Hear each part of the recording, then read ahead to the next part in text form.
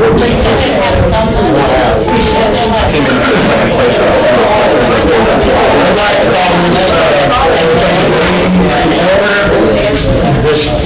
May 2023 at 6 p.m. Ask Commissioner Rogers if he would to please pray. Yes, let's pray. Lord, our gracious Heavenly Father, we come to you this afternoon to just say thank you, Lord, for the blessings that you've given us today and the life that you've given us. Father, we just ask that you give us sound minds and pure hearts to be about your business here at this table and for those here in Sumner County. Father, we give you all praise, honor, and glory. In this Jesus' name we pray. Amen. I'd like to have a motion to approve the agenda. Second. All those in favor? Aye. Yes. And approval of the minutes from April 3rd, 2023. Have a motion for that. Second. All those in favor? Aye. All those against? Recognition of the public. First we have Scott Langford. Yes, I'd love to share, I've got, and I apologize, what I'll do is I'll actually, Scott Langford, 1260 12 Stones Crossing, Gillespie, Tennessee, 37073. I'll email this to Chairman Brown. I printed it for up, and it's a little small, but wanted to give you all a little bit of the background on Summer Scholars, and I have a great team with me tonight. Got folks in the back. Amanda Brown, she's our Chief Financial Officer. Ben Bruce is our STEM coordinator. Kim High is the middle school coordinator, and she's also the person that's in charge of our summer programming this summer. Frankie Skinner is federal programs, also over our summer programming, and so we're going to be here if you have any questions. The timeline is tight because we received the allocation from the state on April 11th. Summer programming came about in 2021 special session of the legislature. For 2 years, it funded rising first graders through rising eighth graders. This year, we're starting to jump up to fourth grade through eighth grade. The legislature went back in and amended that law to extend it. And that's why the allocation came so late. Normally, we get the allocation towards the end of February, 1st of March, and we're able to have a little bit more time to share information and deliberate. Now, we started planning, obviously, before, but we can't enter into a contract with teachers or anyone and tell parents that they can come to summer camp until we have a budget approved. This is our money. It's a collection of state and federal money that passes to us. The state uses TANF funds in addition to state funding to pay for the programming. So there's no maintenance of effort, there's no taxpayer expense. The numbers that are on here won't quite add up. We've added 146 since the time we ran this report last week. The total number of students enrolled in Summer Scholars right now is 3,036 at 15 locations with 274 staff. If you flip through, we've got the overview of the day. By law, it's required, we got about an hour and a half of math and intervention a day, an hour and a half of ELA, intervention a day, PE for an hour a day, music and art for an hour a week, and then STEM 2 hours a week. If you'll flip on back past that, we've got a list of the readings by grade, if you want to look at those. And then our theme, we try to make it, most of us, I think, were with summer programming. It wasn't always the most positive experience. This is a way for kids to accelerate. So if you see that our high school camps are not part of this presentation tonight, but they're all themed on interest to get kids engaged in some type of career activity. We didn't want it to just be like this is summer school, because quite frankly, a lot of our kids are looking for acceleration too. So we try to theme it on the STEM part. This year we're doing STEM, DC versus Marvel. They did a tremendous job of putting together STEM lessons for our kids across the county. And I'm thankful to our team, our finance team never gets a shout out to they deserve it. They turned this around in about 2 days, which is unbelievable because it was an incredible amount of work to do to break down the pay and the benefits and all that to make this work. Ben's developed, his team developed STEM activities, and Kim and Frankie with their team have developed the activities for each day. It's a 16-day intensive program, about 7.5 hours a day for 4 weeks. We start on June 5th and end on June 29th. And I know this is public comments, but I'll be available whenever we deliberate, and my team will be here if you have any questions. Thank you. Next up, Charlene Allen. Good evening, I'm Charlene Allen, I'm 43 Golden Circle in Nashville, Tennessee, 67075. I actually have a third grader, it seems like I'm sick of all the issues that come up with the commission. I have a third grader, and that means that I am a COVID K mom, which was incredibly awful. Like, I mean, PTSD is with every parent at this age. And it feels a little particularly cruel to continue to do it to our kids, to threaten them that they will not be able to pass if they pass on to fourth grade, if they don't do well on a test. And while I do understand and appreciate the importance of PCAP, there are pros and cons to everything, I get that, but this is the first year that my daughter was tested in it, and so you just never know. I can actually tell you personally that, like, every third grade mom is freaking out. Every third grade dad probably is freaking out as well. But this has been scary, and a lot of us have been paying attention to what Dr. Langford has been saying as to what's going to happen in summer scholars. And I'm eager to see how it goes. I think, I've talked with several parents, one of the benefits that we've seen, the silver lining to this law that seemed to occur just out of a political battle, I feel like it's actually a good thing that there will be summer school available to those kids who need it, and that whether they are financially, they don't have money to have summer care, and there's 2 months, which is a relatively short summer no matter what, but then you have, like, parents at work and they actually need summer care, or sometimes these kids actually, they don't have any stability at home, and school is the only thing that offers them with this stability. So I do encourage you to please approve this amendment. I don't know why 3 board members didn't approve it. One who's here to probably speak about that. I did hear a little bit that it had something to do with the math curriculum. I happened to have been on the math curriculum committee as well, and I was there. I didn't go to the final vote because I was really sick and I didn't want to get all the teachers sick and then get more kids sick.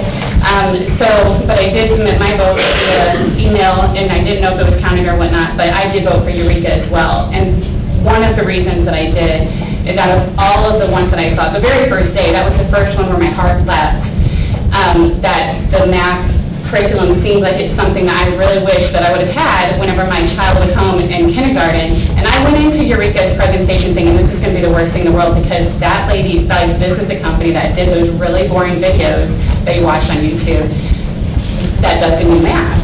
And it's not Common Core, it's just like a different way of learning how to do all the math. And when they talked about it in there, they were like, and so then, if you're a second grade teacher, you ask all the teachers, you ask all the kids to go into the corner of how they came up with the answer. And I thought that was brilliant, because there is more than one way to come up with the number 4, whether you're adding or multiplying or anything. And I thought it was just a really, really excellent way to do it. And then we saw some more presentations, and then, like, we had books. And I will tell you what, I've taken education and I can teach at the college level, but I am not an early education teacher other than like the homeschooling that I was forced to do. But I will say that, like, whenever you open up the Eureka textbook, it is the most straightforward that anybody, if you're substituting, could go in and read and pick up and be able to teach. So I was actually just scanning books last week at my daughter's school, and there was a mom who I didn't know before this time, but she was there and she had to teach math, and she shows me this 3-page thing. She goes, how am I supposed to teach this? I have no idea what this thing is telling me to do. And I said, well, I can't speak to this, but I can tell you that next year it's going to be much easier. You're going to pick it up, and it won't have, like, all of these different things that you have to do. You'll be able to read it, and it will make perfect sense what you need to do. And the kids will probably really enjoy it. What I saw was really, really, really, really good. So I do hope that you approve this budget amendment. Our kids really need it. Like, we parents rely on your ability to pass money that has been approved by people that are charged with making education discretionary decisions. So thank you for that.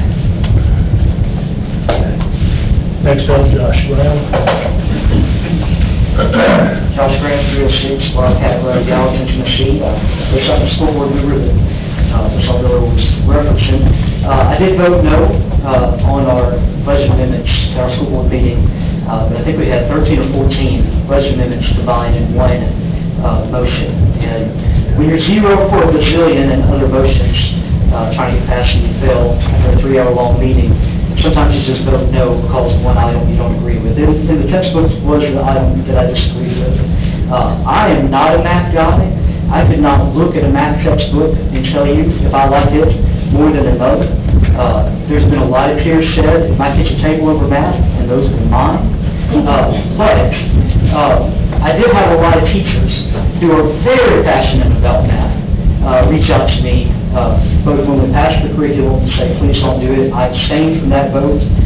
They continue to reach out to me. I'd be at, a school function or a play, and a math teacher who I've never met before would hone me out and say, please, do what you can to stop this curriculum, we don't like it. And so I did vote no. Unfortunately, it was all grouped together, and part of that no vote was Sumner Scholars. I think Sumner Scholars is fantastic. It's not going to cost us any money to the county. So my kids went to Union, which is what they call a year-round school, right? It's not really year-round, but one of the benefits is summer break is only 6 weeks long. And when you have summer break longer than that, kids do lose material, and they do lose a lot of knowledge. And so I think it's great, especially on a volunteer basis, that students and parents want those kids to come back to school over the summertime. I personally would have dreaded that, but if they want to, and they want to keep that edge and not have to spend the first 2 weeks of the next school year reviewing, they can be ahead, and they're enjoying learning. I'm all for that. It's a pain that keeps falling apart. Thank you. So I'd encourage you guys to pass it. I don't see anything wrong with it, but I did want to come here to justify my vote. Thank you so much. We'll go ahead and move forward. I don't have a report. Mr. Mayor, do you? No report, Mr. Chairman. And I do not see the director of school. I've got the director of school. No report other than to ask that you approve the summer school programming. I know Mr. Langford, the dream team is here. I want you to come and support them. Appreciate the invitation to be here. And I think that's got a lot of information to give you. It's good for our students. And part of this year's change, as you've heard, to be required by the law for some students, some voluntary, but they'll go through all that. Appreciate it. Hope y'all pass it. Thank you.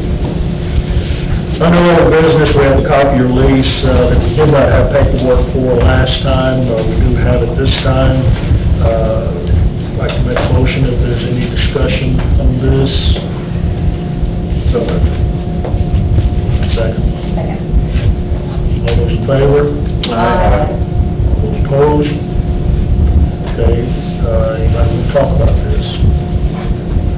I think this is the same as all the other copies, right? They just do them on lease. Yes.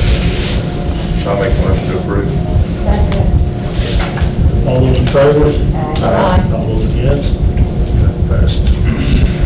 Then we have the resolution for the Board of Education Finance Personnel. I can make a motion for discussion on this. Do I have a second?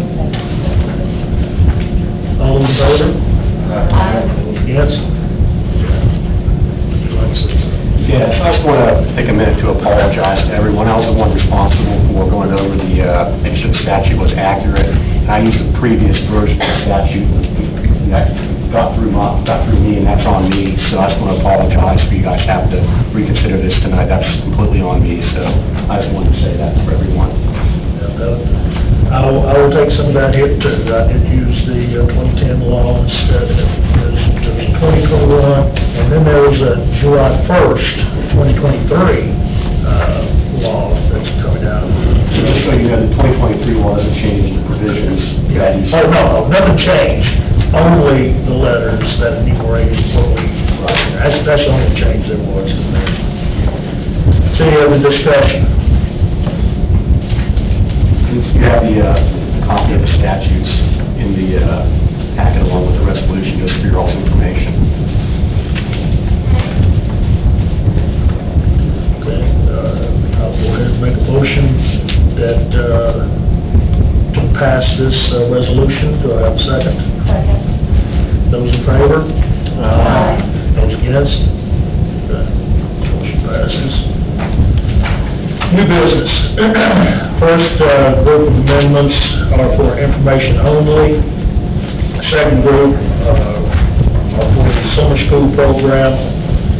Questions that I have, okay, let's stop back.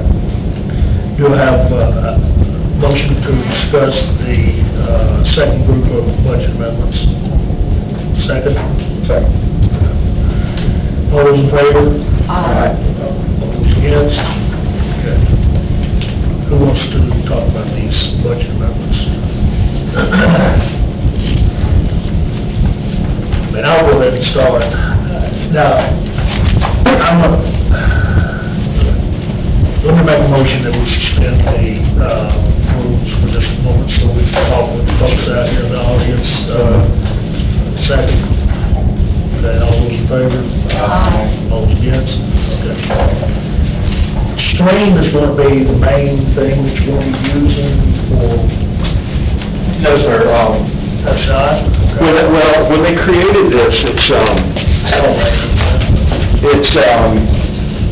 they put the funding into 4 buckets, okay? Yeah. They call it different buckets. There's the elementary, Yeah. okay, and then there's bridge, middle school. Stream is for STEM, science, reading, engineering, arts, and math. So they created because originally when they started, they were going to offer that as a separate hour that you could add on to your camp. It was a separate approach. The state likes to fund things through grants. And so the original idea was that you would have your regular summer recovery program for elementary and middle school, and then in elementary you would have this extra hour for STEM. What everybody in the state pretty much did is combine all that into one day because it's not efficient when you're busing kids and things like that to have to run 2 separate over a 1 hour camp. Better often, it's more helpful to parents in the summer to have that extra hour because then it's putting kids closer to home like, they would traditionally be during the school year. So that was our thinking on that. The first year they came back in because originally transportation was not in, and they added transportation around about 2 weeks before we started camp. Now that comes every year with it. So originally it was 4 separate buckets, which it still is. We have to put the funds in there. So it makes the budget amendments, I'm sure it's fairly complex because it's 4 different. So basically, to make it more interesting this year is they redefined the grades. It used to be K-5 for elementary, that's K-3 for elementary, and 4-8 for middle school. So the dollar amount shifted around a little bit in there. That's what Ms. Brown and her team masterfully got everything in there for us to get all the teachers there. Because it's not just teachers, it's support staff, administrative staff, nurses, counselors, we got to run, especially at school day. So that's really the 4 funding sources. And you said, there's how many locations this is going to be offered? 15. That's not, we have separate, all the high schools will be running camp, and we fund that out of another funding source that doesn't have to come over here. But yeah, so 15 elementary and middle schools. We try to run at least 1 in each cluster, because, the transportation part is amazing, because they have to redo all the routes. Because you're only going to Portland, you're only going to, one place, 1 2 places and that.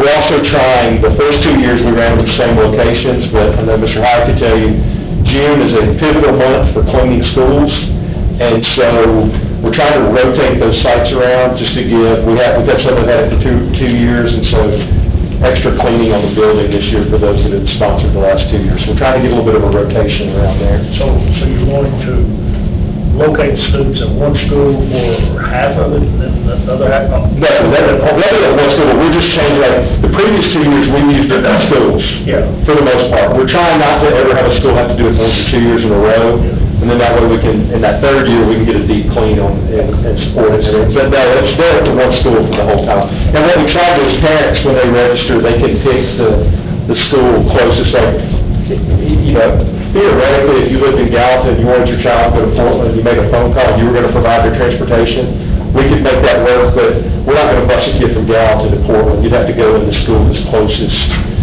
because they have to be able to build that, build and map out that route. Do we know, sorry, Mr. Chairman, do we know which schools are going to be utilized throughout the county? Yes, sir, it's in that, I may have to send you a larger copy. It's, My arms aren't as long as they used to be. yeah, let me see it off, I'm gonna borrow this for a second. I'll hold it over here for a second. Beach Elementary, that also uses I'll fix this with the names of the schools. Beach Elementary, Betty Dills Elementary, Gene Brown, Howard, Millersville, Nanny Berry, Vince Stewart, Ron Hardison, Westmoreland, H.B. Williams, Merrillhide Magnet, those will be elementary schools. Merrillhide will catch K-8. And then, middle school, we're going to have the number, I know this will come as some shock, but middle school kids don't like summer programming as much as elementary kids do. It's really hard to get middle school kids to come, and it's voluntary. So we're using in White House, we can run both the elementary and the middle school in one building and cut down on, the need for staffing and everything. Merrillhide for middle school and elementary, Portland West, and Schaefer Middle. Those are our middle school sites.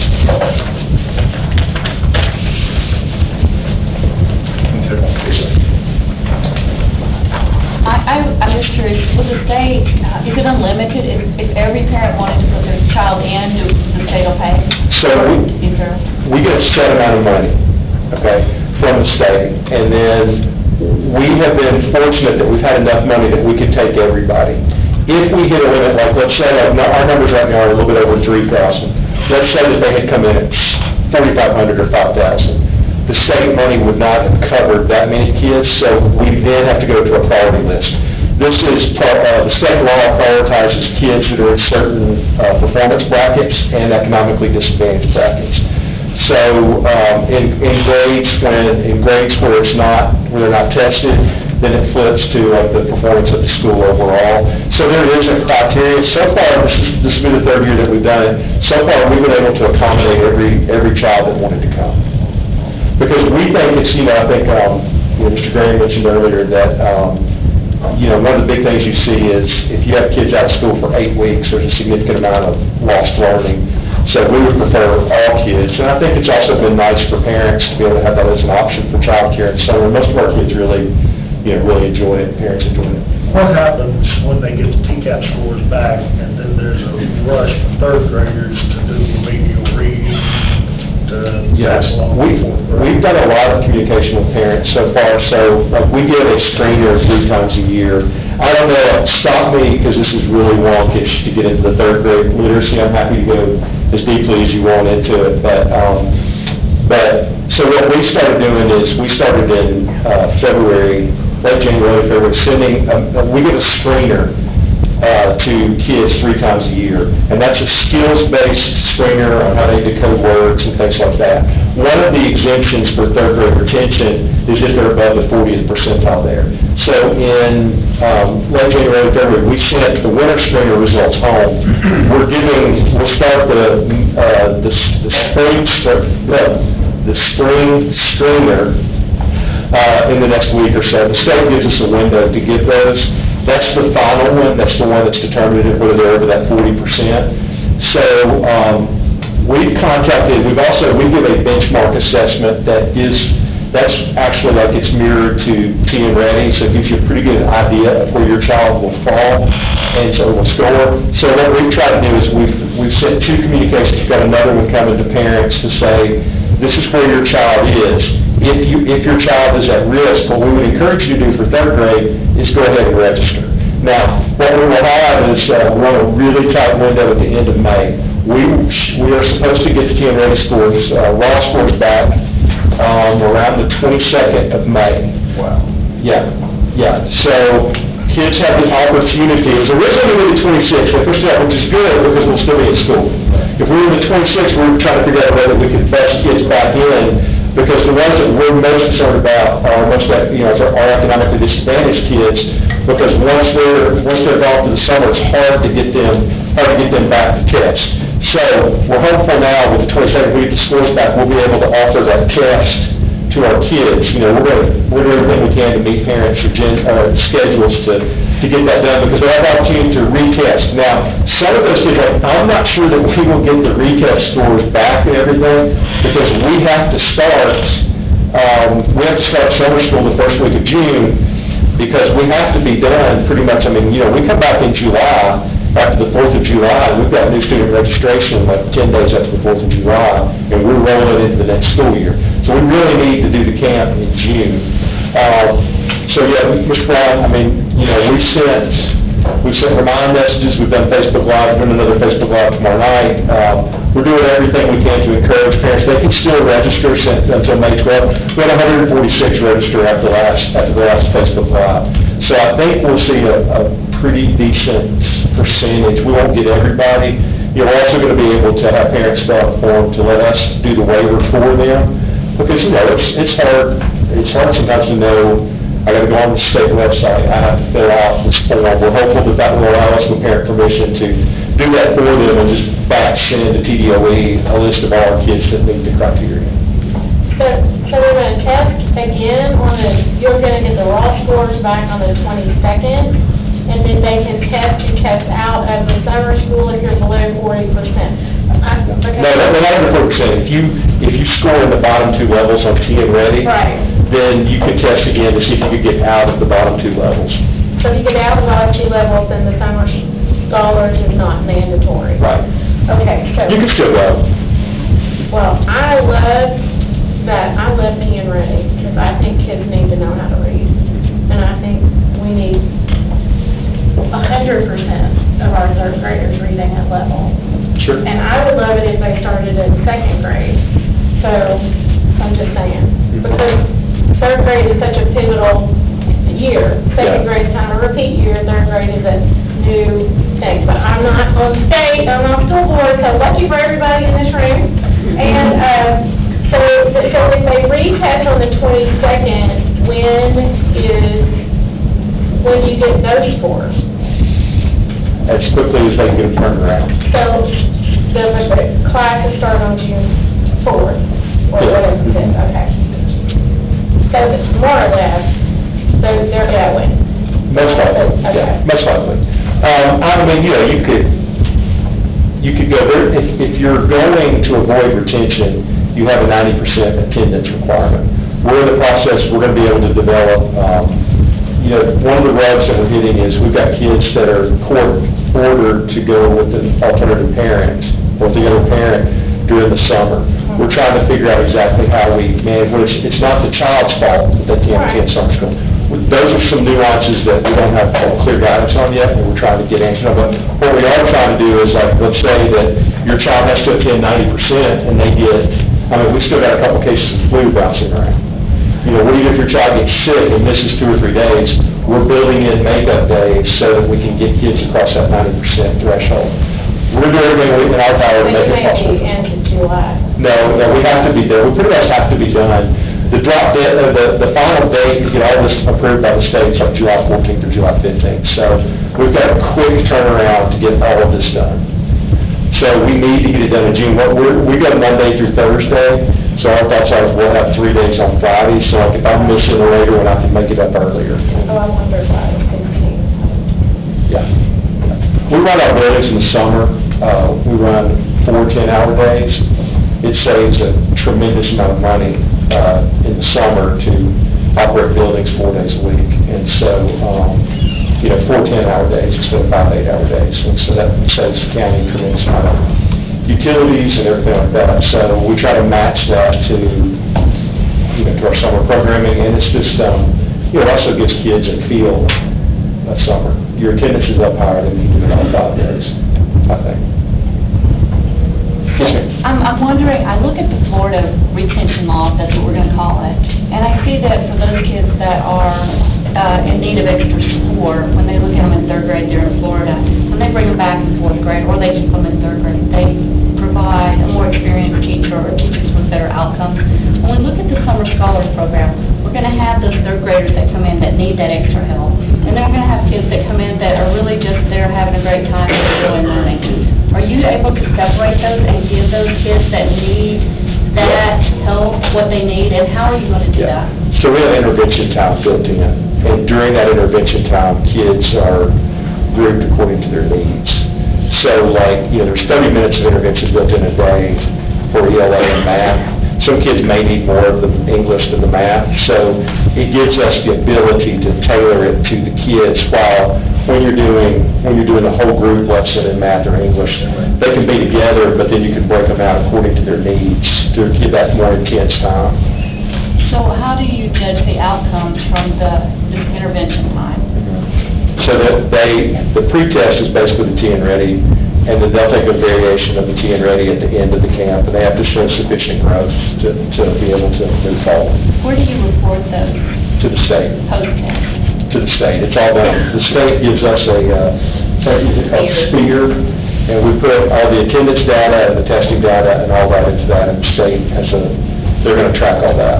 I have looked at the scores on the E-plan before. Sometimes they're there and sometimes they're not. I know they move around stuff.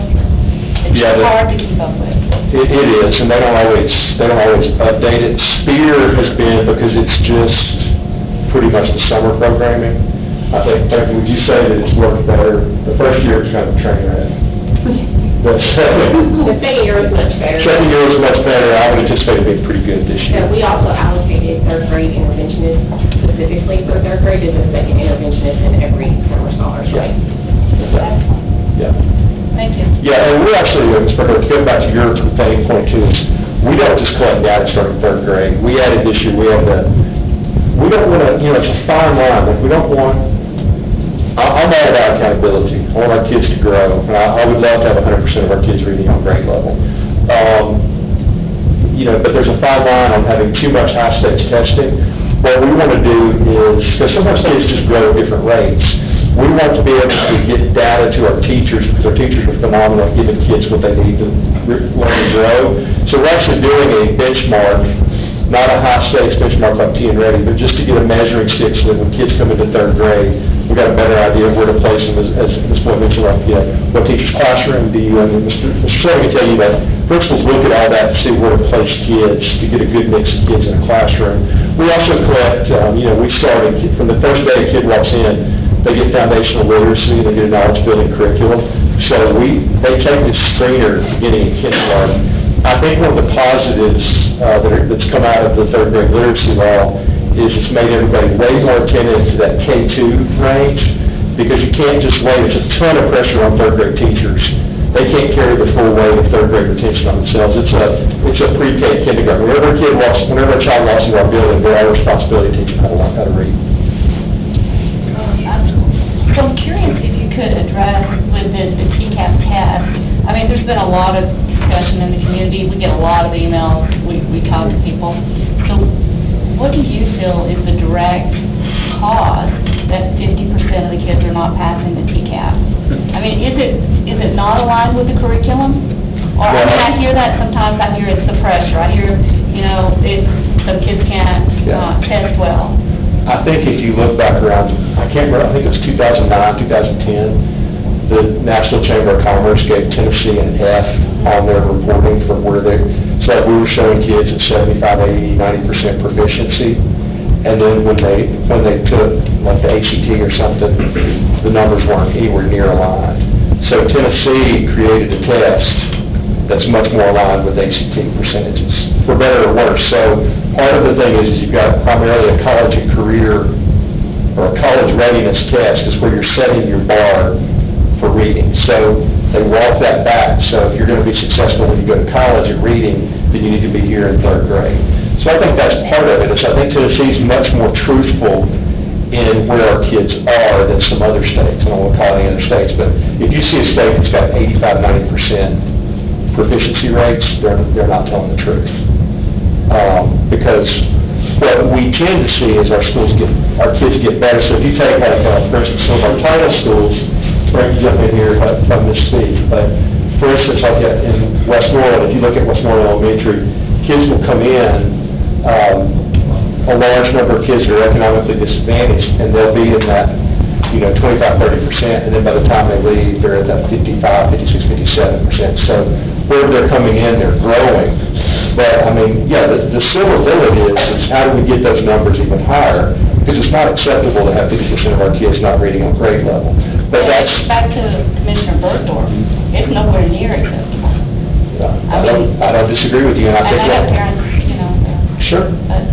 Sure, and I think if you look relatively across the state, and I agree it should be higher. And the same across the state. And I think that we've made, well, and I think that what we've done in Tennessee, there's a reason why Tennessee is considered one of the leaders in literacy around the country, is because what we've done is we've put strong foundational literacy skills in. For 30, 40 years, the nation moved away from teaching foundational literacy or phonics and went towards whole language and some other things that fundamentally, took away about 37% of kids learn how to read when you use whole literacy approaches. Kids learn, some of the things that we're already seeing, but it takes, like, when you put that foundational literacy piece in, you're building a foundation that takes a couple years. Like, we're just now starting to see our first group that have had it since kindergarten, enter third grade. So I think you'll see some jumps there, but you're making an investment, you're planting acorns, not kudzu. For a long time, we took approaches, when No Child Left Behind came in, we took approaches like, schools spent a significant amount of time, like, how do we practice bubbling strategies? How do we answer main idea questions? And the problem with main idea work is do kids not understand, do they not pick up the main idea, do they not understand what they read? When you step back, which I think is where we're in agreement, is when you step back and say, we got to make sure kids can fundamentally read and decode words. Now, the other piece that you have to get is with the decoding, you got to also be able to have the knowledge-building curriculum there, because kids, like, if you take my children, we traveled a lot. My kids have been lots of places, and they've read lots of books. They had a much broader depth of knowledge with some kids that didn't have the same economic advantages that mine did. Used to, we had this philosophy for about 30, 40 years in education, said you need to learn how to read before you can read to learn. Now, from the moment the kid steps in there, you've got to learn. You need to know history, science, such as everything at the same time that you're learning how to decode. But I can tell you that a lot of our schools, even Mr. Graham mentioned Union earlier, most of our Union teachers got our decodable readers, GEOs. And, one of the best first grade teachers I know said, I thought my kids knew how to decode. But then when they started working with decodable readers, I found out there were huge gaps. So we're finding kids that have dyslexia, things like that. We're finding them in kindergarten now instead of in second or third grade. And so those are the, small steps. If there were a silver bullet, I'd be all in on it. But it's a lot of small steps and a lot of work with, Ms. Skinner is over our federal programs, and, we had 8 of our 15 title schools. 8 of our 15 title schools were reward schools this year. And one distinguished school nationally at Oakmont. But the thing that drove that is that they started 2 years ago with parent empowerment. Parent engagement. Getting parents on campus, because, for a long time, especially our title schools, there was a belief that title parents didn't come to events. Now we're routinely having 400 or 500 parents at events. The next step is parent empowerment, which is how do we pass on to them the skills. When we're talking about third grade retention and things like that, it's one thing to say, hey, you need to be walking with your kids or reading with your kids or things like that. How do we put in the parents' hands, how do we put in their hands tools so that they can help their kids? Because reading, to go back to what you said, the challenge is we're going to do everything we can on the school side, but it's got to be everybody grabbing hands together, parents and schools, everybody working together. That's one of the other benefits I think I see that this policy has put forward is we're having a lot more conversations back and forth and a lot sooner with parents about where their children need help. And I think that's a net positive out of this too. And again, I agree with Commissioner Bergdorf. I thank the state for putting this pressure on our schools to bring up the level. Sure. One final question. Curriculum. I've asked some of the school board members, I still don't have the answer. Are we providing the same gold standard of curriculum, the exact same in each of our elementary schools? Yes, ma'am. They all get the same curriculum? All the same. Okay. Yeah, all the same. Every school has the ELA curriculum, the foundational curriculum, and the GEO's decodable readers. So, all getting same thing across the board. Yeah, that's been one of the biggest advantages. When I started in 2018, we did not have a standard curriculum, and you could go even into some schools and you could see where they had invested because curriculum is not cheap. So if you take foundational curriculum, I know my first year Portland gave you had CKLA, which is a real good, they've got a really strong foundational literacy program. They had it in 2 classrooms, but it was expensive, so they could only buy it for 2 classrooms. It was not on the other side, and the gap between the 2 sides of the hallway was huge. When you go now, you'll see like foundations is our foundational curriculum. If you go in any elementary class, K-3, you're going to see a foundational lesson with foundations every day. And then our intervention piece is now uniform K-12, which is also Wilson Reading System is the one that provides our intervention materials. And they're the gold standard. They use Orton Gillingham, which is one of the most preferred methods of teaching foundational literacy and phonics.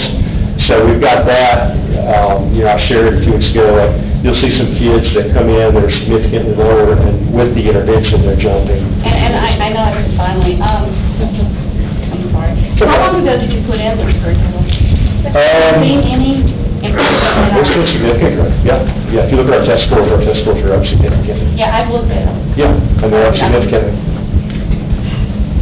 They are, math. 12, 13% is pretty big, especially during the pandemic where we saw a dip nationwide. Yeah, I've looked.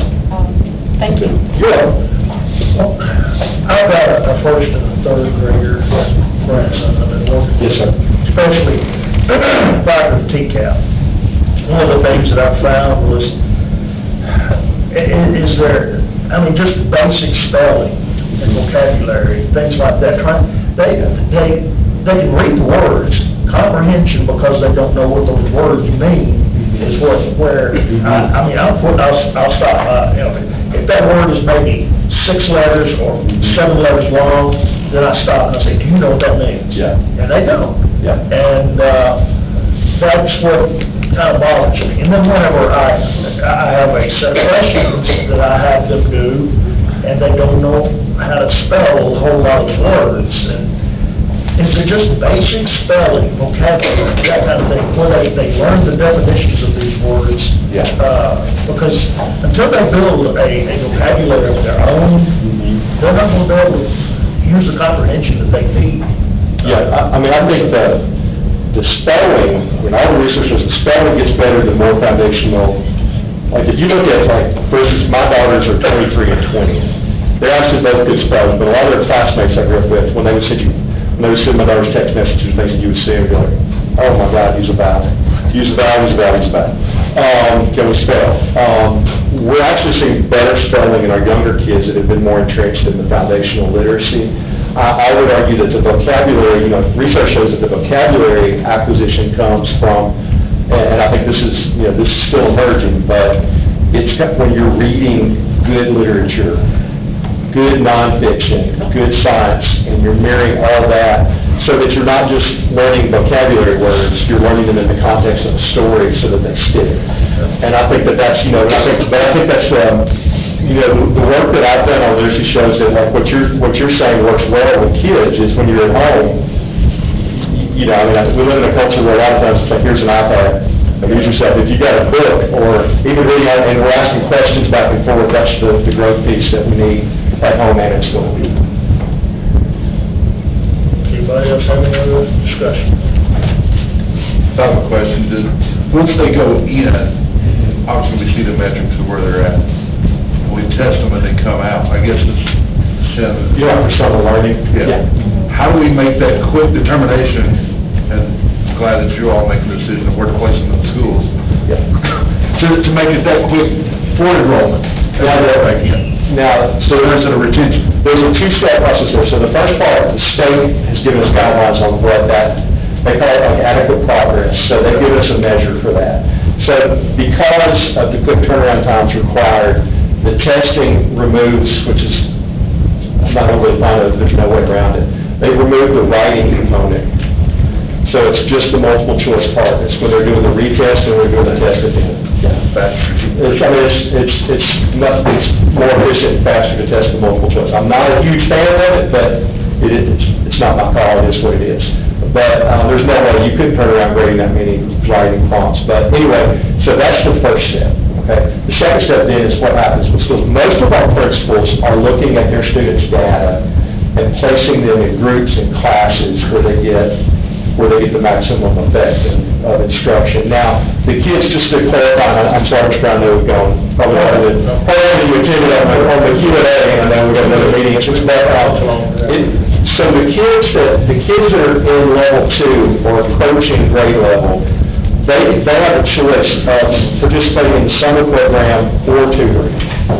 okay? The kids that score in the bottom level below have to do summer programming and tutoring all year. I think it's what you had mentioned this earlier about extra instruction. Kids, there will be tutoring provided either before or after school. We're trying to work, because obviously, some kids can't get there before or after school. We're trying to work with the state to identify a time where we can do it during the school day. We're pinched on time. Elementary schedules are tight, it's real tight. We're trying to see if we can utilize some of the intervention time to do some tutoring too, for kids that fall above our RTI, but not quite at grade level, just to give them the there is even a process on that. Again, it's one of those necessities. The state's going to provide online tutoring for kids. I know, but it's when you can't get a kid there before or after, and they need the tutoring. Now, I will say, we used a product called Paper a couple of years ago. It was an online tutoring. I was pretty impressed with it. But nothing is the same as having, tutoring works because you've got an adult working directly with a child. I'm going to piggyback on that. What is adequate? You said they're going to tell us at the end, so what is adequate? Yeah, I don't think we've got that definition yet. I can check it. Well, it's not very helpful for anyone. Sometimes it's better if we have to have the plane take off, and then we finish it as we're finishing it as we're landing. Yeah. Okay, and then, so with the tutors, when I came to the school board meeting, the school board was initially discussing this being ready a month ago. They said that the kids have to have the tutoring during the school year. It has to be 3 children to 1 adult. Are you all, at the school board, looking at allowing that, or would the state allow that to be volunteers? Because I know if you've got 200 kids, you've got 3,000 kids, or, what's the, 1,200 kids across the county are going to need this 3 to 1. Yeah, we won't have 1,200, it'll be about 300 kids, somewhere in that. Oh, okay. So what are you looking to utilize? Volunteer tutors at all? Can the state? We can, it's perfectly permissible. In fact, the state has a grant out now for any community organizations that want to get into tutoring. The state will actually, because you have to complete, to count as a Tennessee qualified tutor, you have to complete an online program with the state where they teach you the basics of like a sounds first curriculum, things like that. It's actually good training. But what we have tried to do to this point is utilize our teachers before and after school, thinking that the best bang for our buck will be to have people that, kids already have a relationship with. But you're right, there's a scale thing here. We would probably have classified staff first, but we will have to at some point, at some level, we'll have to look at volunteers. The problem, the only concern that I have about using a lot of volunteers, I love having volunteers active in school. The problem that I see with it for volunteers is that 3 to 1 tutoring requires a 3-day for 30 minutes a day requirement. So it's one thing to have a lot of volunteers, which we're all for. We have volunteers in our school all the time now. But to have volunteers that can consistently, what my concern is that through no one's fault, life situations change. I sign up to tutor 3 kids, and I can't fulfill the 3 days a week at 30 minutes, because that's a pretty big commitment. Not the time as much as it's like I got to be free from, say, 2:15 to 2:45, or 7:15 to 7:45. It's worthwhile having our teachers do it, but we'll hit a scale issue eventually where we'll have to look outside. Oh, I was just wondering. Yeah, yes, ma'am. I have another crazy question. The buses, will they be obviously running alternate routes for Portland? Will they cover majority of the county? Will you still have time to bring them in for their summer maintenance, I guess, to get them back out? Yeah, because we don't have to, we run 700 something routes a day in the school year. With us only having 15 sites, we don't provide transportation in summer to the hospitals for the special interest camps. Elementary middle, we run the buses, so it's 15 locations. It's a lot easier to, you can run a couple buses one day, and then rotate them on. Yes, sir. Awesome questions. Thank you very much. Thank you. Okay, so, the Board of Education amendments for approval, do I have a motion? For approval of the motion to approve. Second. favor? All those against? That motion carries. And then the last thing we have is another copier lease for Bethpage Elementary School.